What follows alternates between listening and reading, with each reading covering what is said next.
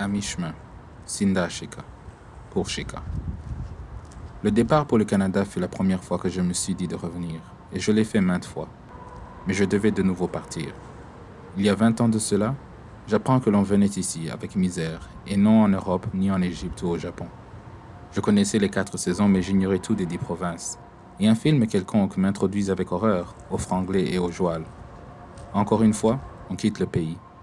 Mais cette fois-ci, j'ai appris comment écrire en kirundi.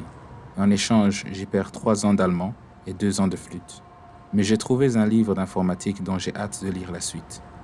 Je commets encore des erreurs et des fautes, mais je ne prends pas la fuite. Je vais m'accrocher à tout ce que je suis, même si on m'arrache tout ce que j'ai. Je me le promets au lever de deuil final de mon père, qu'on arrange juste avant de partir. J'en ai le cœur trop lourd pour prendre les choses à la légère. On se prépare et ça prend 6 mois rien que pour venir. Mais rien ne m'y apprête. Les tickets et le vol semblent soudains, et le trajet si court qu'il est vite oublié. C'est à peine que je me souviens du ciel sans étoiles et du bleu de nuit qui de jour devint azur. Mais de nouveau, ma mémoire me trahit. On dirait qu'on a juste été téléporté. Mais cette fois-ci, j'ai caché des choses à ma mère. J'ai gardé des 33 tours et des BD, des centaines de poèmes et des timbres. Et j'ai rembourré mes bagages de tout ce qui était à ma portée. Entre mes habits, j'ai faufilé du bric-à-brac et quelques bricoles, mais on dirait que j'en ai laissé un millier. Bien que le souvenir indélébile d'une chambre vide me confirme que toute ma vie tient dans une valise. J'avais pris tout ce que je pouvais, car je savais que ce qu'on avait laissé, partout où on était passé, était tout simplement perdu. J'avais découvert qu'à chaque fois, à force de tout perdre, on se redécouvre, mais on se perd aussi. De l'étranger, ou plutôt du pays de l'étrange, c'est dur d'apprendre quoi que ce soit du pays.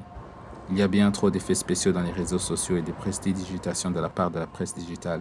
Tout cela, au milieu des commentaires banals de ceux qui devraient plutôt apprendre comment se taire. Et j'en maudis autant la méduse et les médisants que leur mot dièse. De nouveau à l'Occident, tout simplement par accident, je laisse transparaître que je viens des rives d'outre-mer, sans dériver ni devise, et à la dérive. Doucement, je me retrouve désabonné des rituels annuels et des ritournelles, des nouveaux bolides et des nouveaux bidules entre les nouvelles, et de tout l'insensé qui fait le sensationnel. Ici, il y fait autant plus froid que plus chaud, et on y tombe plus bas de plus haut. Ici, il y a 3 fois plus de gens et 10 fois plus de solitude. Et comme ce n'est pas salutaire, on se réunit et on se fait signe, en rétrécissant les distances qui nous éloignent, même si on ne le fait qu'en ligne. Alors que le temps défile, notre futur ne tient plus qu'à un fil. Un coup de fil qui donne du fil à retordre, chaque appel plus difficile que le dernier. Nous perdons de plus en plus de temps en parlant de ce qui nous sépare au lieu de ce qui nous lie. Avec le temps, sur l'île de la Tortue, en terre algonquine, sur ces terres jamais cédées, nous bâtissons notre avenir, mais on est parti, rien que pour revenir.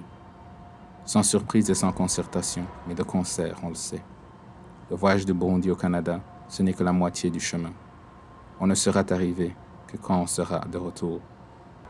De retour à la nature de la terre natale, aux racines et aux feuilles de manioc, à la bouillie de sorgho et de l'usine, aux plats de bananes et d'amarante, au maïs, aux colocas, aux cuisses de grenouille, aux fruits juteux, de la groseille à la papaye, au lait et au son de la potanée de génisse, à nos lointains souvenirs de jeunesse, que sais-je, même au qui suis-je, au vol de grues couronnées, aux collines qui ruissellent de pépites d'or, aux fêtes qui durent du crépuscule à l'aurore, à la tradition orale que l'on tarde d'écrire, au pays que ni rien ni personne ne peut décrire.